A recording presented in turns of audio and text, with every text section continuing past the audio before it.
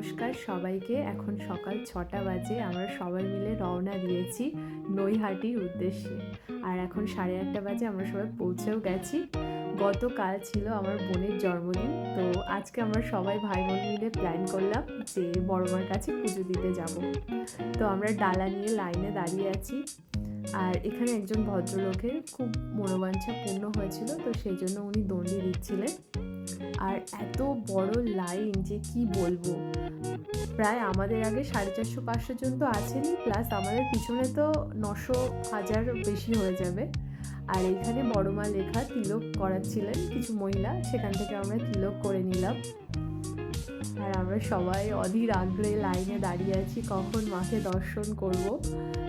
আমি আগে কোনোদিন আসিনি এখানে, ইভেন আমার ভাই বোন কেউই আসেনি এখানে, তো সেই জন্য আরও বেশি করে সবাই মিলে মাকে দর্শন করতে যাব।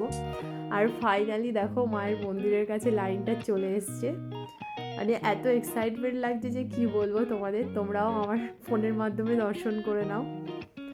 আর এবার ভিতরে চলে এসেছি। আর এখানে পদ্ম ফুলটা একটু ফুটিয়ে নিচ্ছিলাম আমার মতো করে, মাকে দেবো তাই। তো সেই মুহূর্ত চলে এসছে মাকে দর্শন করার, আমার সাথে তোমরাও দর্শন করো। আর দেখো মায়ের ভিতর থেকে যেন দিব্য আভা বেরিয়ে আসছে। জয় মা বড় মার জয়। সবাই ভালো রাখো মা, সবাই ভালো থাকুক, সুস্থ থাকুক, এটাই প্রার্থনা করি তোমার কাছে। খুব সুন্দর, খুব সুন্দর, মানে ভাষা হারিয়ে যাচ্ছে আমার, এত ভালো লাগছে। এতক্ষণ লাইনে দাঁড়িয়ে মানে যে গরমের মধ্যে একটা কষ্ট হচ্ছিল, সেটা মাকে দেখা মাত্র নিমিষে যেন কোথায় উবে গেল। তো পুরোহিত মশাই আমাদের পুজো দিয়ে দিলেন, আর খুব ভালোভাবে দর্শন হলো, পুজো হলো। এবার আমরা আহারে বাহারে রেস্টুরেন্টে চলে এসেছি, পেট পুজো করব। এখান থেকে কচুরি নিয়ে নিলাম, আর এবার নেব লস্যি। এই লস্যিটা এত টেস্টি ছিল কি বলবো, তোমরা প্লিজ একবার ট্রাই করো যারা এখানে আসবে। একদম মন্দিরের অপোজিটে। তো মা আবার আসবো তোমার সাথে, টাটা।